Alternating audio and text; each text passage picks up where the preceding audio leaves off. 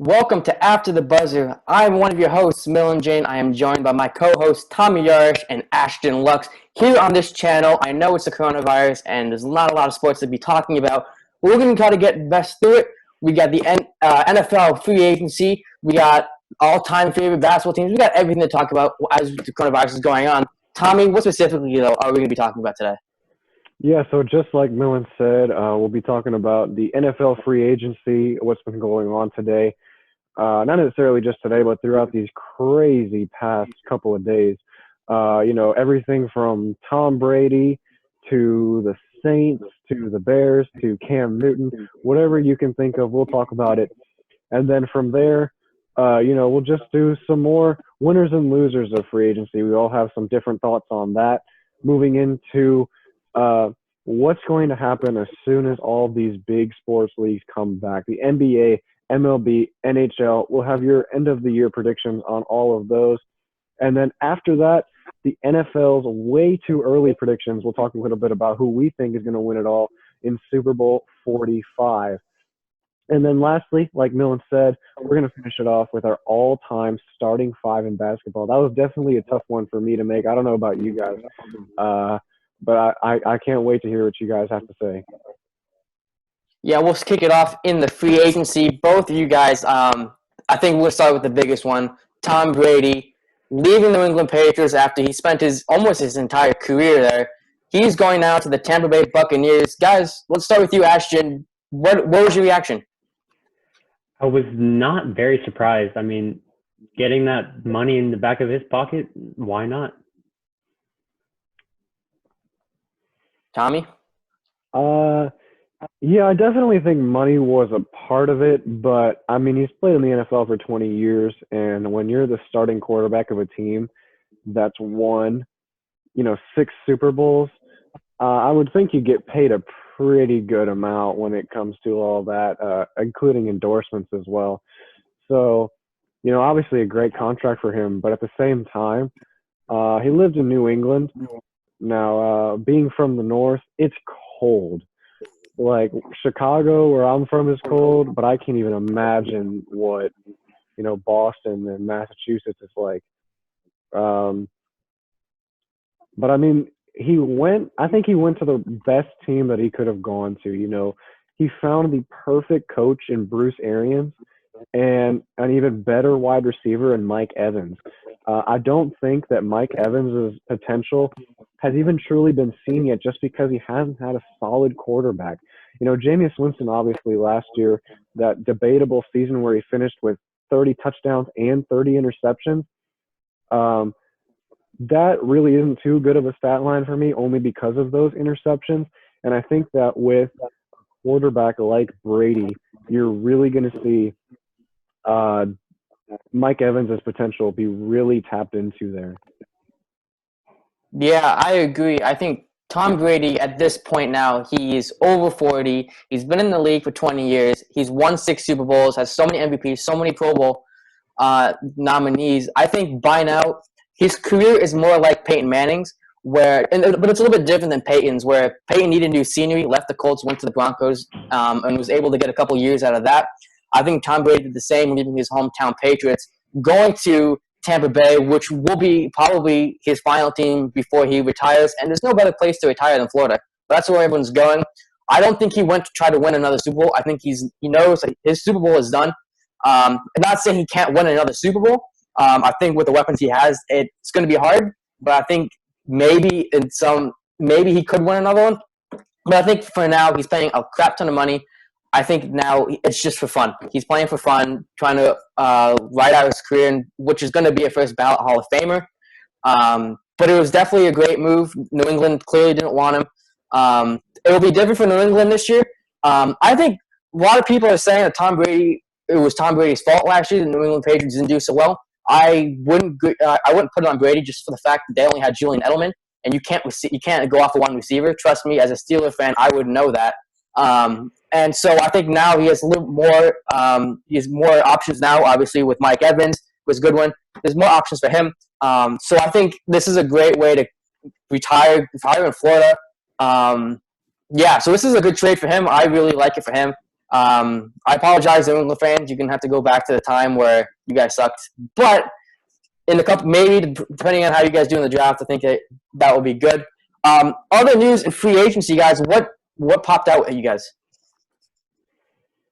I'm going to go back to the Tampa Bay just real quick. I have some concerns, and people are already saying the Bucks are going to win the Super Bowl and all that. Well, hold your horses on that. The one thing that worries me is the defensive side of things. Obviously people are going to get caught up in the hype that Tom Brady, the best quarterback to ever play the game, he's going to help the offense, which he will. The offense is going to be an insane offense. Like you mentioned, Millen, another weapon they have, Chris Goodwin. Him and Mike Evans together with Brady, that's going to be just incredible. But the defensive side is where I'm really starting to get worried. 29th in the league last year. That's not too good at all. They're really going to need to step it up this offseason to get into a position where they can get stops so that Brady can get back on the field and just do what he does. We all know that you can't leave Tom Brady the ball with under 2 minutes left in the game because you will lose that game. 99% chance. That's I agree it for with me Tommy on on Tampa that. Bay. With Tampa Bay, I also believe that the NFL has switched to more of an offensive game now. As you see with the Chiefs being such a high-scoring team and they're winning last year, I believe if Tom Brady can execute every time on the offensive side, they may not need that defense as much. I mean, Tom Brady can put a team on his back and carry, as we've seen in years past. Yeah, of course. Anything really can happen with Tom Brady. We've seen it throughout his 20 years of his career, winning the Super Bowl in his first season, I think. So I think it's going to be a toss-up. It's going to be very interesting to see what Tom Brady has to offer next year. Moving into, speaking of the Patriots signed Brian Hoyer to a 1-year contract. They got rid of Jimmy Garoppolo a long time ago. That was a very questionable move, as he's now at the starting quarterback for the 49ers. Cody Kessler was the original starting quarterback for New England Patriots. This move surprised me, signing Brian Hoyer, because if you're the Patriots, you got rid of your franchise QB. He's gone now, and you're signing a guy who is the backup to Jacoby Brissett. And so this is going to be one heck of a QB situation for New England that they got themselves into. Maybe they're waiting for the draft, but if they're going to go with either Cody Kessler or Brian Hoyer, you have to think that the Bills will probably take this division as Josh Allen is emerging as a young star. Yeah, you're definitely right there. And I think the Bills signing wide receiver Stephon Diggs is definitely going to help them a lot. Allen is really going to have to develop, and he's really going to have to learn that you can't lateral the ball back with time running out in the fourth quarter in a playoff game against the Texans. But in all seriousness, the Bills are really going to be another team to watch for this year. And going back to the Patriots and what you said, they've kind of dug themselves in a little hole here. I definitely think they should have tried to pursue Brady a little harder. But now they have really two options. They can, one, completely tank this year and try and draft Trevor Lawrence next year with the first pick in the draft. And then if he ends up being a Tom Brady type of player, then we could see a Patriots dynasty yet again for the next 20 years. I don't think NFL fans would like that, but I mean, if that's part of Bill Belichick's master plan, then that just happens to be what it is. But if they want to compete now and they want to win now, I think that they need to sign Cam Newton. When we recorded this episode, Cam Newton got released earlier in the day, and Brian Hoyer is not a Super Bowl quarterback. You need a guy like Cam Newton who has the experience. He's been to a Super Bowl, and he's won MVP. He's versatile. He can run. Tom Brady, obviously an older guy. He's not very mobile, but you get the complete opposite in Cam Newton. He can run. He can throw the ball with good accuracy, and I definitely can see the Patriots being a consistently winning team this year if they sign a guy like Cam Newton. I can't see that in Brian Hoyer. I agree with you. I don't believe Brian Hoyer is a solution, but I don't believe Cam Newton's a solution either. I mean, he has not had a consistent year since arguably 2015 when he threw for 35 touchdowns and 10 interceptions. The years coming, he hasn't produced as much, and he's gone through injury after injury after injury, and he's just getting old. He's 31 years old now. Yeah, and one, as we're all talking about good free agencies, the one on the flip side, the one free agency signing that I was surprised about, and I'm sure you guys were surprised about since you guys have lived in Houston for a long time, DeAndre Hopkins leaving the Houston Texans, going to the Arizona Cardinals. Good for the Cardinals because now they got one more extra weapon with Kyler Murray. But if you're a Houston fan, you're probably thinking, what are you thinking? As a die-hard Texans fan, I've never been more disappointed in Bill O'Brien. I believe that we should get rid of Bill O'Brien. He has not brought nothing but problems. Although we are an average, mediocre team, we're getting rid of more and more. And as Michael Irving said, we're getting rid of DeAndre Hopkins for a ham sandwich. A ham sandwich. We're not getting anything out of this. I think we got a third-round pick out of this in 2021. What are we going to get in a third-round pick that we couldn't get with DeAndre Hopkins? I also believe there was stuff behind the scenes that we don't know, but I believe that I would get rid of Bill O'Brien before I got rid of DeAndre Hopkins. That's just my piece on it. Yeah, I live in Houston now, but I'm a diehard Bears fan. I've lived with a lot of disappointment from it coming from Chicago all of my life. You know, the Jay Cutler era is what I grew up in. The double doink broke my heart. I had to watch Mitchell Trubisky play last year. That was also very bad. But I don't think we will ever see a more just straight up terrible move than we'll see from this trade. You know, David Johnson was a great player a couple of years ago. He was everybody's fantasy running back, but I'm not thinking that he's going to be able to return to the level of play that he was back then. And when you give up arguably the best wide receiver in this league, DeAndre Hopkins, for a running back that you don't know whether or not is going to be good, and I think a third or fourth round draft pick, that's just not a wise trade at all. You know, you see people on Madden on Twitter afterwards, and the trade wouldn't even go through. That's how bad it was.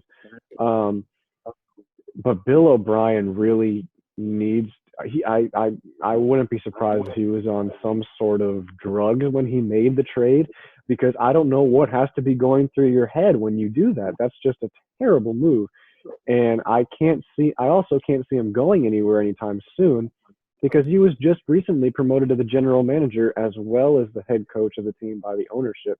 And it's on their shoulders to see what the problem is and get him out of there, because I really feel bad for Deshaun Watson, who has to sit through all this in arguably the prime of his career, and his number one option is gone. I agree with you. I believe Watson has a year or two left on his rookie contract, but I'm sure he's already calling his manager like, let's get out of here. But also with the Texans, we've won the AFC South for quite some time being an average team. We can't get out of the first round to save our lives. But now we're handing over the AFC South to the Tennessee Titans. They just signed Ryan Tannehill, and he put the team on his back, arguably, with Marcus Mariota being absent in the past few years. I think Derrick Henry was a big part of that team too. It wasn't all just Tannehill. I was a little questionable about that Tannehill signing, because, you know, he was okay in Miami and he was okay on the Titans. But really, I think the entire reason that they made a run in those playoffs was Derrick Henry. There is not a single person in this league, one single person, that can bring down that man. He is a giant among boys. Not even a man, a giant. You can't tackle that by yourself, at least. Yeah, he was definitely a good running back, taking them as far as they did. A lot of teams, though, put themselves in places for success. The Indianapolis Colts, in my opinion, was one of those teams. They're signing Phillip Rivers, which was a great move. 1 year, $25 million contract. Phillip Rivers arguably is old. He hasn't won a Super Bowl yet. But you, as a Colts fan, I'm not a Colts fan, but if I was a Colts fan, I wouldn't be more happy with that trade. Because Jacoby Brissett, as good as he may have been, he can't get it done. He's not a potential playoff run team that could go deep in the playoffs. Another team that I could see is Carolina Panthers. yes, you got rid of your quarterback in Cam Newton, but you did sign Teddy Bridgewater, who's shown in the past that he has what it takes to take a team, maybe not to the Super Bowl, but far for a chance to win the division or into the playoffs. And then you're adding Robbie Anderson as one of your weapons earlier today. So, again, this is a young quarterback who can run, who can scramble. So it's not much of a difference. Just the only difference I would have between Cam Newton and Teddy Bridgewater is just experience. So those two teams have been put up for success. But we'll move into winners and losers of this 2020 free agency. Tommy, we'll start with you. Who won? I think a low key winner in this year's free agency thus far is the Cleveland Browns, and I'm gonna call this the deciding pitch for them. You know, strike one, strike two, strike three, you're out. They're on strike three right now when it comes to quarterback Baker Mayfield. I don't think you could have a better offense around you when it comes to Nick Chubb, Jarvis Landry, and Odell Beckham Jr. I couldn't ask for anything else. And now with them signing Austin Hooper, one of the better tight ends last year, he's on the rise. He could be the best tight end in the league this year. If you can't produce with an offense that good, then it might be the quarterback's problem, because that's really what could be holding them back from being a potentially Super Bowl candidate team. I mean, that is a stacked offense in Cleveland. And with Myles Garrett holding it down on the defensive side of things, they could really be scary this year. So I definitely think signing Hooper was a huge win for the Browns. And that, while it could be strike three for them, it also could be the last piece of the puzzle that could get them into the playoffs. Ashton? Another winner is your very own Tommy, Chicago Bears. I know you don't like Nick Foles, but personally, I love Nick Foles. Nick Foles has done most of the teams I've ever seen him do well. He went over to the Jacksonville Jaguars, did well while he could before he got hurt. He did well for the Philadelphia Eagles. I don't believe he's a long-term solution, but until Mitchell Trubisky shows me something, I think Nick Foles will be your guy. I'm going to have to strongly disagree with you on that. I was very angry at the signing of Nick Foles. I definitely thought we should have gone for Cam Newton. Obviously it was definitely a pain watching Trubisky last year. It could be a sophomore slump. It could be that he's just not good. Who knows? He might. I think if there's a good takeaway from this Nick Foles signing, it's going to be that he's a veteran quarterback who can show Trubisky kind of the way to do things, the way to be a better quarterback. And that's the good thing about Trubisky. He's young. He has time to develop. But if Nick Foles is our starting quarterback this coming year, we could do worse than we did last year. Because, I mean, there's no way, unless he somehow, which he has surprised us before, if he pulls a miracle out and leads this Bears team to the playoffs, I will be absolutely shocked. Happy nonetheless, but I will be shocked that Nick Foles led that team to a play. I think Cam Newton was the better solution for us. I think he's an all-around better quarterback, and I think that he is hungrier when it comes to he wanted to be the man and be the quarterback for a team, and he would definitely be a better long-term option than Nick Foles would be.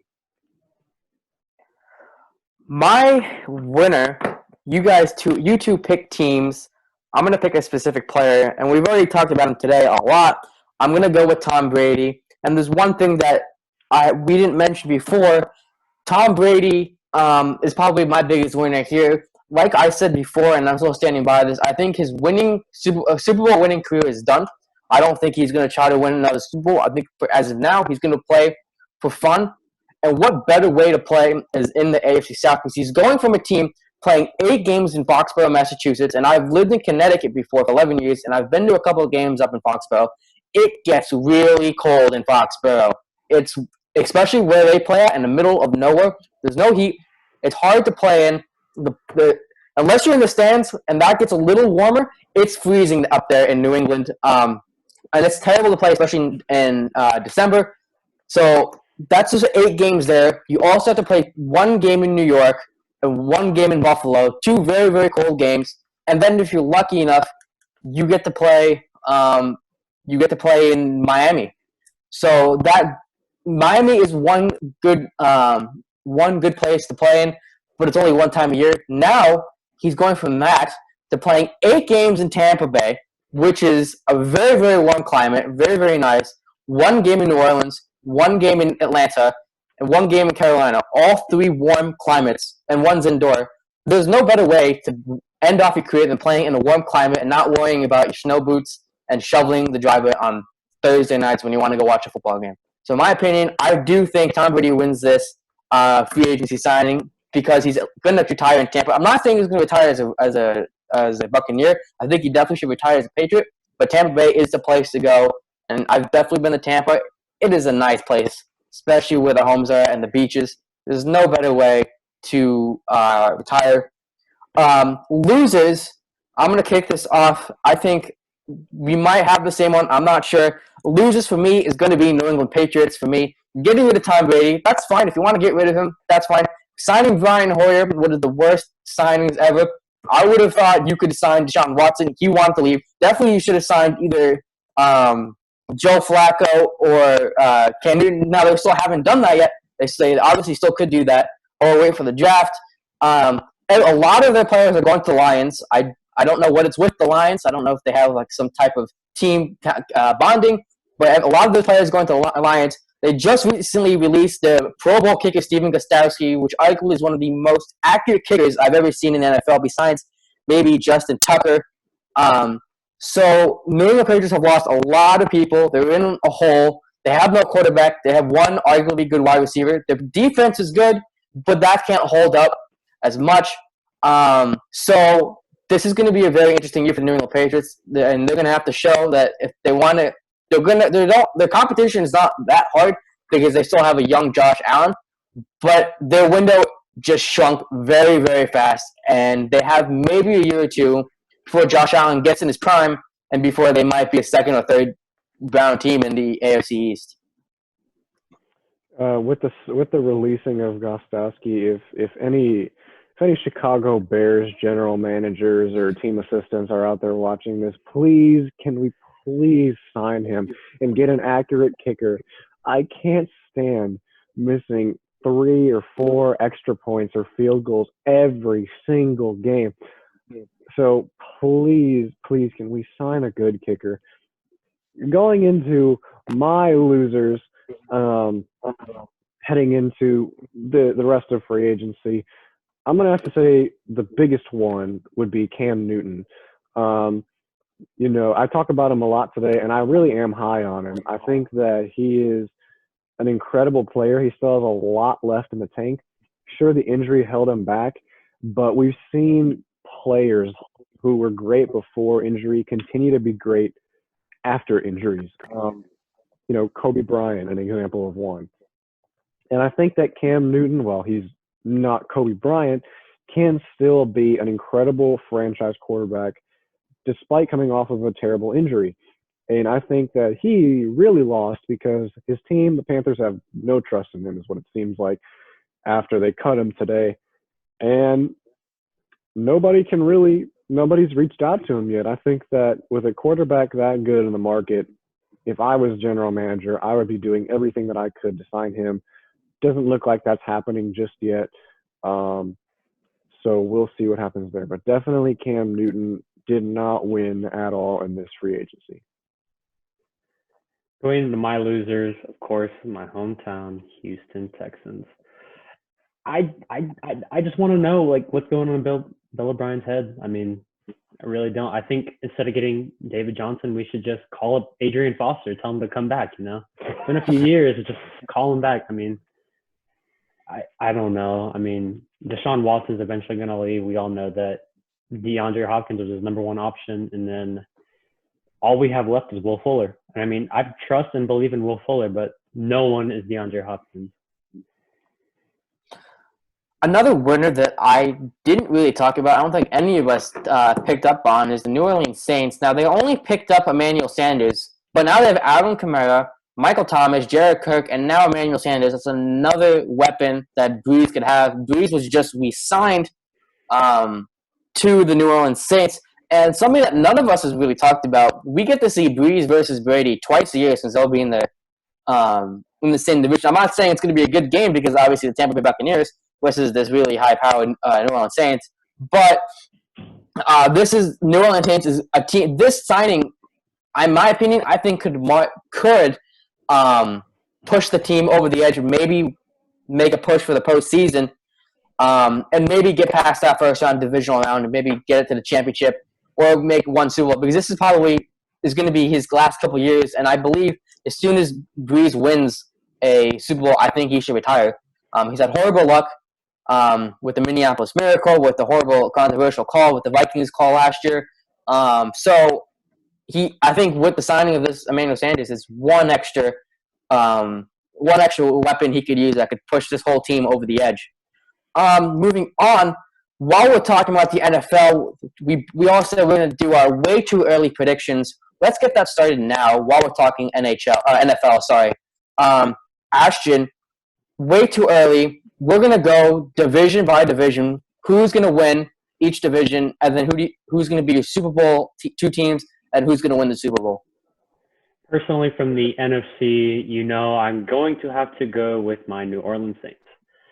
Personally, I think with a load of wide receivers and Drew Brees and a great offensive line, you can do many things.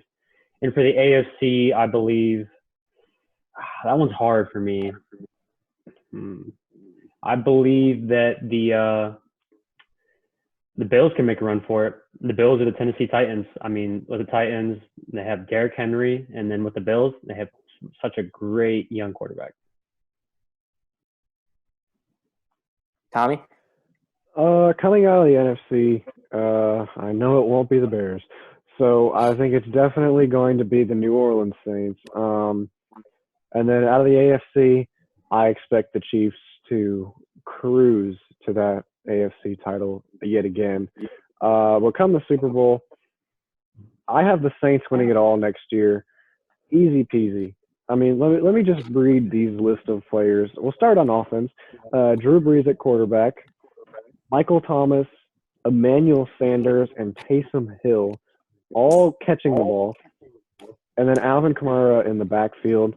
That's just you can't get any more loaded than that offense right there. And then on the defensive side, you have Marshawn Lattimore, Janoris Jenkins, and Cameron Jordan. Those are just three players. Their secondary is second to none in New Orleans, and I think that they will just Patrick Mahomes is obviously a tough QB to beat, and we've seen that with the Texans completely blowing the game last year. San Francisco, unfortunately, their head coach blows another game with a lead, but I think that Drew Brees and company are going to be the team to take down Patrick Mahomes this coming season. Personally, I don't choose the Chiefs just due to the fact that their offensive line is getting much older, and with the Saints, it's hard to beat that defense in their offense. So that's why I am not going with the Chiefs in the AFC. For me, for the NFC, I think I'm going to jump on you guys' bandwagon with the New Orleans Saints. I think what both of you guys have mentioned are very valid points. They got fast receivers, and their defense is young and hungry. And you have to admit, they've gotten. You could argue that they've gotten cheated out of the divisional round 3 straight years. Obviously, the Minneapolis Miracle was a miracle. Obviously, the Rams in the championship game, that was obviously a horrible call. And then last year in the overtime with the Vikings, controversial, still may it be, but I think it was legal with Kyle Rudolph, potential offensive pass interference. So this team's going to be hungry no matter what. They're gonna be ready to play when they come back, and they're ready to prove something because they have everything to prove. Trying to make it back to the Super Bowl, and they just signed their franchise QB in Drew Brees. So I think, if anything, Drew Brees only has one ring. I think he's hungry for another one, especially with now Tom Brady in his league, in his division. There's no reason why this team should not cruise through the NFC. AFC, for me, this is going to be tough. For you guys, for the viewers here who don't know a lot about me, I've lived in Pittsburgh for 4 years. I lived in Pittsburgh, Seattle, and Connecticut. Connecticut's been the longest, but I've lived in Pittsburgh for 4 years. I'm a Steelers, Pirates, and Penguins fan. Yes, the Pirates do suck, and the Penguins give me heart attack every time they play. As a Steelers fan, we had a disappointing year last year. We've always wanted a very, very good defense, and we got that. And then Big Ben decided to go down. And I think the Steelers could be a number 2 team. And I honestly think they can give their run for the money. The Chiefs their run for the money due to the fact that Ben's coming back. They got Eric Ebron. Their defense is very, very good with Minkah Fitzpatrick, T.J. Watt. They got the other Watt brother the other day. But I don't think they're going to win. I don't think they're going to win the AFC. I think as we've seen in the past, there's always something that's gone wrong with Pittsburgh, whether it's Big Ben going down. They don't have Tom Brady making themselves look bad. So I'm going to go with you guys with the Chiefs again. I think with their wide receivers, they're fast. Their offensive line, like you said, Ashton, is getting old. Doesn't mean that they can't. That doesn't mean that Patrick Mahomes can be stopped. I think he's a very versatile QB. He can run extend plays, like we saw in the Super Bowl. So I think that gives it just enough for the Chiefs to edge out the Steelers in the AFC. Obviously, knowing my luck, I've done predictions for a long time, and I'm always horribly wrong. So who knows what might happen. Moving on, as a lot of you guys don't know, as a lot of you guys know, sorry, the coronavirus has taken over every aspect of life, especially sports. MLB canceling, March Madness canceling, XFL canceling, NFL. The draft is probably going to be canceled, NHL, NBA, everything's canceled. And the worst part is nobody knows when it's gonna return. It could possibly never return. The seasons could be put on hold for the rest of the year. Nobody knows when any season's going to be returned. We just always have to do is just pray that they're going to return soon. And so, Ashton, starting with you, I think NBA was the first league that suspended their season. And since you a big basketball player and a big NBA fan, what was going through your mind? I was speechless that whole day. Like, as y'all see, Bridgeland basketball, we were just very disappointed. Like, we were in the midst of a legacy seeing the Lakers win. And I am a diehard Houston Rockets fan. But I just think the Lakers would have taken it. LeBron, Anthony Davis, that's all out there for you. And with Rudy Gobert and Donovan Mitchell, I hope the best for them. And then the Nets and everything, I hope everyone gets better, and I hope everyone recovers very well. And I also hope my sports come back. Tommy? Obviously, I think we can all agree that Wednesday, March 11th, I believe it was the craziest day in sports history by far. Just every hour there was something new, something else was shut down. And, it's such an unprecedented time. We have never, ever seen any sport organization shut down in the middle of the season. So that definitely shows the seriousness of this. But while I am disappointed that I can't watch, the NBA season finish, I definitely have to tip my hat to Adam Silver, because he, the decision rests on his shoulders, and you have to think of the amount of pressure that has to be on that man. But he could have saved countless numbers of lives.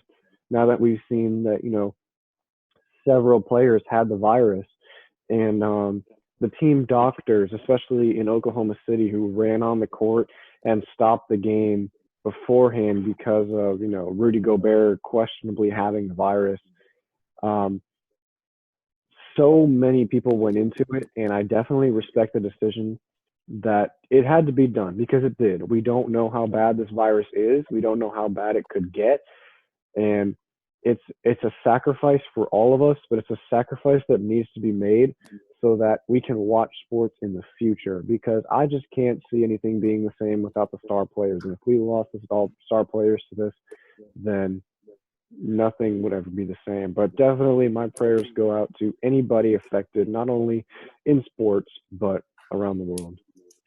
I think for you guys, or for all of us, I think the hardest thing for me is the fact that we don't know anything about this virus. This is a virus. It's like the flu, but at the same time, it's also not like the flu, where nobody knows what it's like.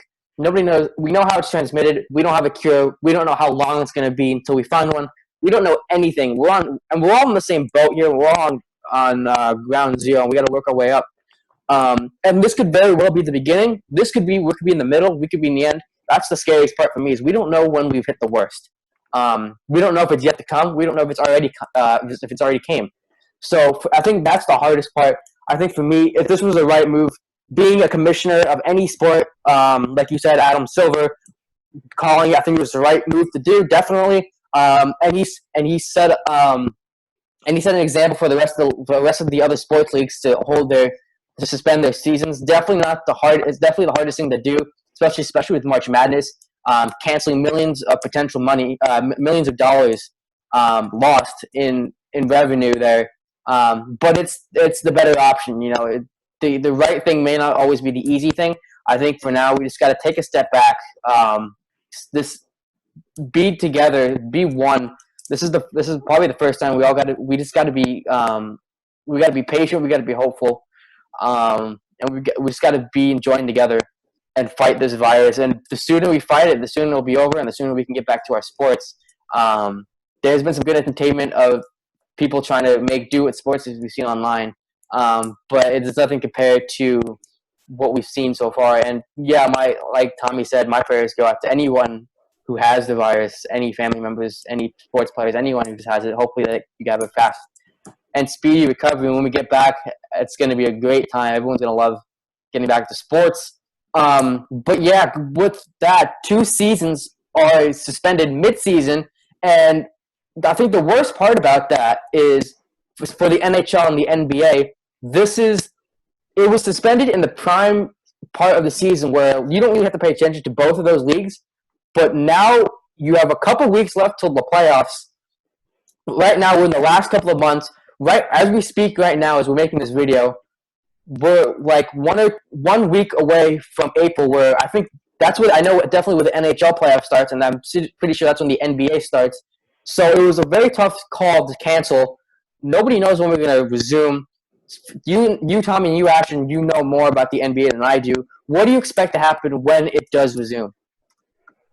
Personally, I expect the Lakers to take over, but I'm not even sure we may finish this season off because when they come back, are people going to come back 100%? Like, what's going to go on? I believe that we should just take time off to pause, take a step back, and just get ready for the years to come in sports and such. It's definitely going to be an interesting next couple of weeks or months because, yesterday the owners and players as one said that they want to finish this season off. And I agree with them on that because, this has been such an incredible season. Balance has finally been restored to the NBA. The Warriors aren't winning 73 games. The East is competitive. The West is competitive. And we're seeing competitive basketball once again where we really can't tell who's going to win. Now, myself, I am a LeBron James fan, which means for now I'm a Lakers fan.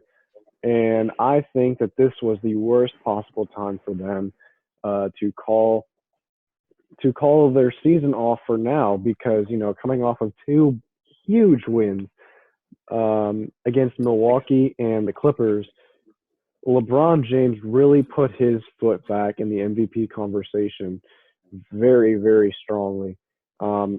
He played excellent against Giannis Antetokounmpo and another excellent performance against Kawhi Leonard. And, I think one thing that people mistake about LeBron James is, he's going to score 35 points in a quarter and, just completely, totally dominate whoever's guarding him. Well, that's not the case. He will still drop 30-plus points in a game. But I think that as he's progressed as a player, he's become more of a facilitator and less of a scorer. And that is what is making him so good in year 17, that he is not I must have the ball in my hands at the end of the game to win it because he still could be that player, but he's also not carrying the team. Guys like Anthony Davis are definitely playing a huge part. And I would say that Anthony Davis is the first scoring option there for the Lakers. And but yeah, this has definitely halted anybody's momentum, and it's going to be tough to just come back after a break like this because there is no break like this. You could argue All-Star break, but that's only a couple of days, and especially the players with illness, Kevin Durant, Rudy Gobert, Donovan Mitchell, Marcus Smart. Who knows how it's going to affect them and how they are going to come back if we come back this year. Yeah, I think on the NHL side, like you said, Tommy, it was a very competitive side for the NBA, especially in the NHL, especially going into the in the Eastern Conference, especially in the Metropolitan Division. Top three teams, Washington, Philadelphia, and Pittsburgh, all could have a chance at being number one. They were all in the past 3 weeks before the season was suspended. All those three teams spent at least 2 days on the top spot before they switched around a couple. So that number one spot is all up for grabs between Washington, Philadelphia, Pittsburgh. You could say the same thing about the Atlantic Division. Boston and Tampa Bay have flipped spots. Boston's run away for a little bit for that number one spot as they have 100 points. Tampa Bay with 92. In the West, it's very close with in the Central, St. Louis and Colorado, both with 94 and 92. Either one can take those division. And then in the Pacific, it's more of a lesser division. Vegas is 86, Edmonton 83. There's still chance for some catch up between Calgary and Vancouver. But yes, a lot of these divisions are very, very close. And they canceled on the worst possible time to ever cancel, where you're prime part of the season. This is where division races heat up. Who knows what might happen? Who might get number one? Because home ice advantage is probably the biggest factor in all of American sports, in my opinion. I think that makes the biggest difference, having your home crowd behind you.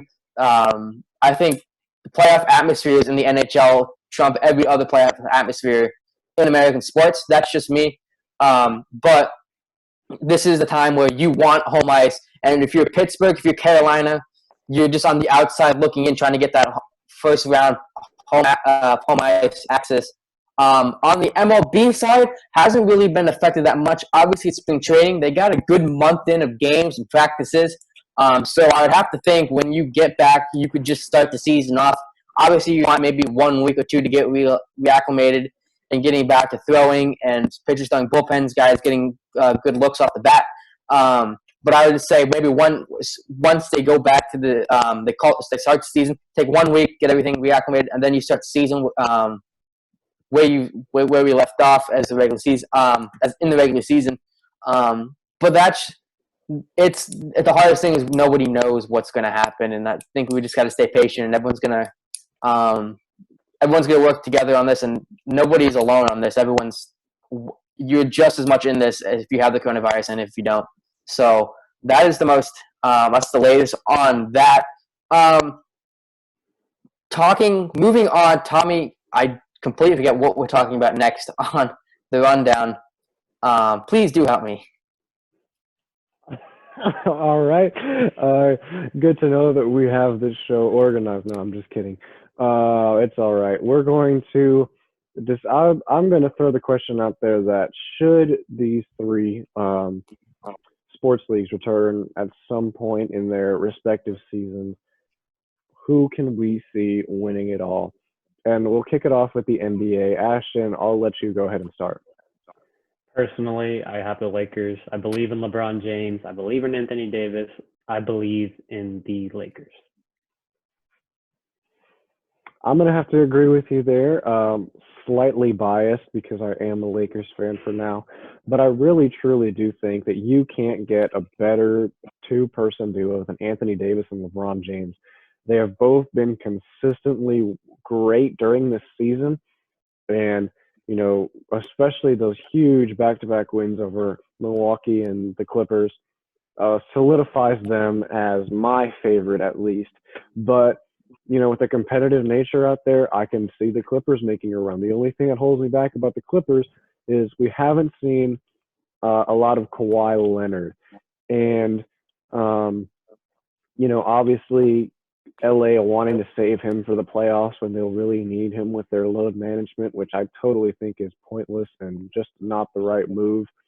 You shouldn't sit out a game unless you really need to. And then the inconsistencies of Paul George this year.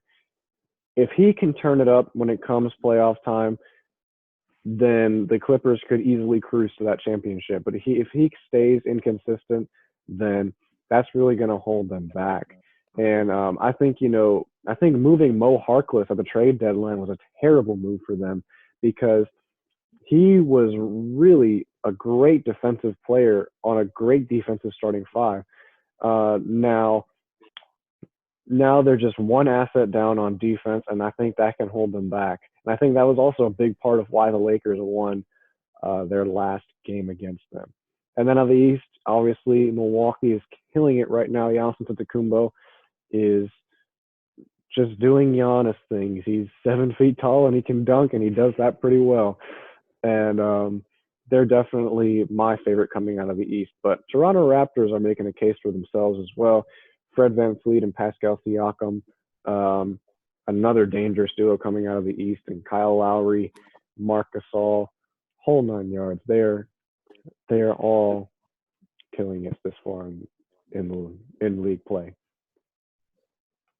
So yeah, moving on to the NHL, because I'm sorry guys, I don't know basketball as well as living in Pittsburgh, Connecticut, and Seattle didn't really give me a chance to pick up basketball. But in NHL, this is the hardest for me due to the fact that at least in the Atlantic, every single team in the East has every top 3 teams in the East has a shot between Washington, Philadelphia, Pittsburgh, Boston, and Tampa Bay. Where we left off, Philadelphia probably had one of the best records in the NHL. They were 9-1 in their last 10. They were on a 1-game losing streak, which wasn't horrible. But losing streaks do affect your team. Pittsburgh was on Pittsburgh's 3-7 in their last 10. I would say Boston has a very, very good chance. The only thing that worries me is their away record. They're 22-10, and yes, that may sound good, but they're also 0-7 in shootouts, and they've also had too many overtime losses. And when you're on the road in a playoff atmosphere, that just doesn't help. Boston's clearly the best team in the East. They have 100 points. They're 44-14 right now. But their 12 overtime losses doesn't really give me confidence that they can go into the playoffs and hold a position of size. But as of now, I think the East has it easy. We're going to go to the West. St. Louis has 94 points. This is 42-19, 8-2 in their last 10. Obviously, all these numbers will mean nothing once the season restarts. Vegas, the Pacific winner, lead right now. They're 39-24, 8-2 in their last 10. But as of right now, I think Washington has a very, very good chance. As painful as it's for me to say this, as a Pittsburgh fan, we strongly dislike Washington, and we hate Philadelphia. So putting all my bias aside, which is a very, very hard thing to do, I think Philadelphia has a very, very good shot, and it pains me to say that. And if you're a Philadelphia fan, if you're a Pittsburgh fan that's watching this, I am so sorry that I just did that to you guys. But I think the way the Philadelphia's been playing, they've been playing strong, they've been playing fast, they've been playing in control. That's something that you need to take into the playoffs, and they have confidence with their young guys. I think Philadelphia has a very, very good chance of taking a dance with Lord Stanley's Cup in June if they have a chance. So Philadelphia, for me, I think will be the team that could win it all. But obviously, nobody knows. With this break, could change everything. But moving on to the MLB, spring training was halted. You have to expect that they're gonna pick it up in the regular season of play. What was your first impressions of the MLB this year? I believe there is a lot going on with the Astros and the Yankees and pretty much everything. As a Houston fan, it was very upsetting to learn that we were cheating and using things, but I also believe that we can use that to come back even more to prove them that we don't need to use cheating to win. And then with the Yankees, I also believe they picked up our best pitcher, Garrett Cole, and which I believe is going to be a downfall to us. I believe that we're just going to take over. I can see the Astros doing well. I can see the Yankees doing well. And I believe the Marlins picked up a few good players as well. Tommy.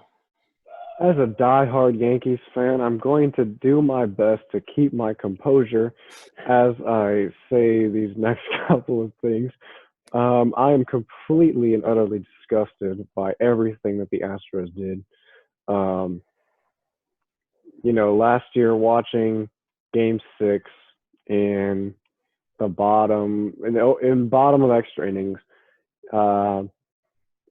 in my head, the way I think of things, Jose Altuve is a good baseball player. Well, he could be a good baseball player. We don't know how good he is without a buzzer on his chest or trash cans banging. But the odds of hitting a first pitch home run off of Aldroyus Chapman, he throws the fastest pitches in MLB history. The chances of that happening are most likely very slim. And he did that to win the AL championship. That's a little suspicious to me. And, I think Jose Altuve robbed Aaron Judge of an MVP. And the whole Astros organization robbed the Los Angeles Dodgers of a World Series. And that's just disgusting to me. The championship that they won is not theirs. They don't deserve it. They didn't earn it. And obviously everybody will say that everybody cheats in the MLB. Everybody steals signs, and that could very much be the case. But the Astros were different in the fact that they used technology and a center field camera and different people communicating around the players so that they knew what pitch was coming. That is just disgusting to me. And the fact that they would have the audacity to do that is just awful to me. With that being said, when it comes to this coming year, I think that the Yankees definitely got their payback in the sense that they signed Garrett Cole. The Dodgers got theirs in signing Mookie Betts and David Price. And I think that come those Yankees Astros and Dodgers Astros games, they will get their revenge. And honestly, if I can get anything out of this season, if the Yankees don't win a World Series this season, I will be happy if they at least blow out the Astros. If we lose the World Series, that's fine. As long as we blow out the Astros, that's all that I care about. But when it comes to my World Series prediction, who's going to beat the Yankees? I mean, honestly, they are locked and loaded from head to toe. They're called the Bronx Bombers for a reason. Aaron Judge, Giancarlo Stanton. And I don't really need to say anybody else because who else do you need? Those two guys are absolutely incredible. And obviously, pitching core led by Garrett Cole is going to be very tough to beat. As a Pittsburgh Pirates fan, we love spring training because that's the only time we can ever win a game. So as a Pittsburgh Pirates fan, I am not looking forward to going into the season, partly because we have so many questions to answer due to our starting pitching, who's going to be in our rotation, our offense. We have our all-star Josh Bell. We traded away our star player and center fielder Starling Marte to the D-backs. So those are questions that we're going to have to answer, and I don't think it's going to be another year of subpar for the Pirates this upcoming year. We were 3-15 in spring training, which was horrible to even think that we had a chance there. When it comes to the rest of the MLB, I think obviously the Astros are going to have something to prove this year, that they're going to have to win by not cheating and by not having their ace in Garrett Cole. And you still have Zach Greinke and Justin Verlander. I think they need to they're going to need to find a way to win. The Yankees are definitely one of the top dogs in the AL, if not definitely the AL East. I think they've run away with it, especially after Mookie Betts and David Price signed with the Dodgers. But for me, I think the Nationals are going to have something to prove to try to repeat what they did last year. They have a strong pitching core with Steven Strasburg coming back. They have their ace Max Scherzer coming back. I think the Dodgers are another team, though, that could really, really want to give the Nationals a run for their money. I think they were their first last year. They added Mookie Betts, like we said. They're a record-setting team. They're just going to be a team that their pitching's great, led by Clayton Kershaw. They have Alex Hill. They have everyone that you could possibly ever want. Cody Bellinger was great last year, MVP candidate. So I think the Dodgers are going to be another good team to reckon with. So Yankees-Dodgers, I think, will be a very, very fun World Series to watch, especially with the Yankees, with the Bronx Bombers. We know their offense. The one thing that worries me, though, is going to be their starting pitching. Now, you do have Garrett Cole. I think that's one of your best trades. You lost Luis Severino for the year due to Tommy John. And you have Masahiro Tanaka. He still worries me when he pitches at home. A lot of you guys who don't know Tanaka very well, Masahiro Tanaka has led the league in fly balls. So he's produced the most fly balls in the MLB. Problem is, Yankee Stadium is a very, very small stadium. I've been there. And with it being very small, those fly balls could very easily be turned into home runs if you get into it. But he looked very, very good last year in the postseason at the end of last year. So hopefully he can take that magic and put it into this year. Their bullpen is something that a little questionable. I think if they stay healthy, I think they're definitely they could be one of the top two bullpens in the MLB. But this is going to be a Yankees team that's going to have something to prove. They were, whether you like it or not, you could say they were cheated out of a World Series title, and they definitely probably were. I don't think, though, Chapman throwing a 100-mile fastball right over the heart of the plate was very, very smart. But then again, it was to a 5-6 Jose Altuve, so who knows, the pitch was kind of over his head. So it's this MLB season, I think, will be up to the top dog. It will be up to the richer teams in New York and LA and Houston. So I think those teams are going to be up for grabs. I think Houston's not out yet, but I think they're, with the Yankees being such strong contenders and with their pickup of Cole, it's going to be hard for them to maybe even win the pennant. Moving on to our last and final topic, unless any of you guys have some last comments you guys wanted to say. No? Cool. NHL-wise, just two quick predictions. I either have the Capitals or the Oilers winning it all. Capitals, Okay. obviously, won it all last year. And Alexander Ovechkin's having a great year again, 48 goals and 67 points. And then a kid who I've always been really high on since he got drafted is Connor McDavid. And he's the leader of the Oilers, and they have just been doing so much better when he came into the league. 63 assists so far, 34 goals, totals to 97 points in just 64 games. That's unheard of. He's something special. Personally, I believe out of the Metropolitan Division, I can see the Flyers. Although they are the number 2 spot, they have been 9-1 in their last 10 games. Yeah, I mean, like I said, the NHL is very, very, very much up for grabs, especially in the East. The West is not as strong, but you never know. That's what the beauty of sports is. Moving on to the final topic of today, something that we'll end off every video, something a little bit fun that we will do. We're going to name the NBA. We're going to make our own starting 5 lineup in the NBA of all-time players. For me, I know nothing about the NBA, so I am going to kick it off so I can just get mine out of the way. For my point guard, I'm just going to put Magic Johnson because Magic Johnson's Magic Johnson. And he averaged 19.5 points a game, 11.2 assists, 7.2 rebounds. Good player. I like Magic Johnson. Shooting guard, I'd be very surprised if either one of you didn't put this dude on there. Michael Jordan, obviously one of the greatest players to maybe ever play the game. I know there's a lot of debate with MJ versus LeBron. I am not a person to argue with that.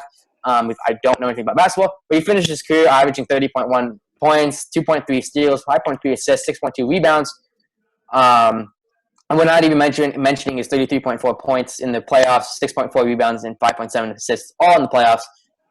He ranks third in all-time scoring, only behind Kareem and Karl Malone. Small forward, Tommy, I'm going to pick your guy, LeBron James. We really haven't seen a guy since Jordan of his caliber. James, with him being as good as he is, he averages about 27.7 points a game, I think, 7.1 rebounds. The playoffs, he averaged 28 points and 8.4 rebounds, 7 assists. He has scoring capabilities, and he has the ability to triple doubles. So he's very, very good and a very good player to play. Power forward, Tim Duncan from the San Antonio Spurs. During his career, though, 20.6 points, 11.4 rebounds per game. Very, very impressive over a 14-year span. In the playoffs, he had 22.7 points and 12.4 rebounds. A very, very well defensive player. He had 13 All-Star appearances, 4 championships, named to 13 All-Defensive teams. So that really does help his case. And then finally, our center, another player that I think we all should have, our fun big man, Shaquille O'Neal, one of the biggest players that I've ever seen in my life. I really don't want to stand next to him. 7'1". He averaged 23.7 points a game, 10.9 rebounds. And in the playoffs, 24.3 points, 11.6 rebounds. And he had the ability to score 60 points. He's fifth on the all-time scoring list, obviously behind Kareem, Wilt, Jordan, and Malone. So it's not really a bad list to be on. But that's my starting lineup if I have to make an NBA all-time starting team. Ashton, who would you have? As ours are very similar, I would make a few changes. But at my starting one, I would have Magic Johnson. I believe no one stands up to him. Averages double-double across his whole career. His plus and minus just speak for himself, and it's just Magic Johnson. At my 2, sadly, rest in peace, Kobe Bryant. One of the players I grew up on, I'm going to have Kobe Bryant. Although you can make the conversation for Michael Jordan, I believe Kobe Bryant has that killer mentality, and he will get it done. At 3, I believe we all choose this, LeBron James. LeBron James, can't go wrong with that at all. Plus or minus to speak for himself. He's in his 17th year with the Lakers. If the NBA starts back up, I believe he will take another championship home. At my 4, I have Tim Duncan, arguably the best power forward of all time. He is a very experienced veteran. He played behind Popovich, who's arguably the best coach of all time, and has brought a couple championships to the Spurs, and played with Manu Ginobili, Tony Parker, so he knows how to play well out of the pick and roll and also the pick and pop. I believe his shot is very underrated, and he can also finish. And he's a great talker. And for my 5, I have Hakeem the Dream Olajuwon. Of course, I was not born yet, but he did so much for my hometown of Houston. He arguably has changed the game forever, and with his amazing footwork and his rebounds and just all around everything, a player that I use in 2K all the time. Tommy, off to you. All right, so I took a little bit of different perspective when it came to my all-time starting 5. If I was a coach, these would be the 5 guys that I would want to start all of my games. Now, they're not necessarily all in their best positions per se, but they can definitely play each of these roles very well. At point guard, just like you guys, you have to pick Magic Johnson. There hasn't been a better point guard since him. Not necessarily for his scoring capabilities, but for his facilitating and passing abilities. One of the best passers to ever do it. And he was a huge part of the Lakers championships run, and definitely just one of the all-time greats. And what might come as a shocker is if I had to pick a different point guard, I would pick Russell Westbrook. And a lot of people have to hate on him because, he's not a great shooter, not not a fan favorite if you're playing against him, but he averaged a triple-double twice. Never been done before, since Oscar Robertson at least, and he was on track for doing it a third time again. That's unheard of. And I think that, having an all-around great point guard at the helm like that, you don't, when it comes to being a point guard, you're not necessarily the number one option when it comes to scoring. You're more of a facilitator. And that's exactly what Russ does. But I would definitely pick Magic Johnson as my starting point guard. Shooting guard, just like you, Ashton, the late, great Kobe Bryant. You mentioned his killer ability, Mamba mentality. You can't name a single person that can guard that man, especially when it comes towards the end of the game. His last ever game scored 60 points. Sure, Joe Ingles guarded him, but hey, it doesn't matter. He scored 60 points against the Utah Jazz, led his team back to win it.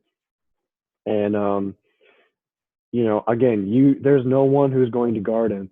And the shooting guard position is more for someone who's going to be your top scorer, who's going to be able to hit those big shots when the clock is running out. And Kobe Bryant is that guy for me.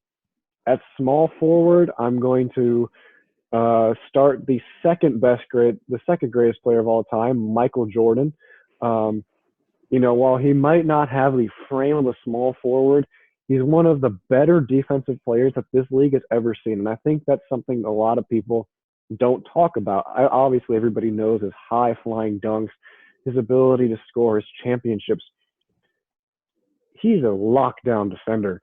And I would want him at my small forward position because if there's somebody going up against that, it's going to be very tough to get past them. And at the other end, he's another option for scoring. I mean, if you can sneak him back in on a pick and roll screen where you can throw it up to him, he'll throw it down every time. Power forward, obviously I have to go with the greatest player of all time, LeBron James. No one's going to stop him. No one ever will stop him I don't think in a one-on-one matchup. You could argue Kawhi Leonard, but I think he proved that wrong last game. It's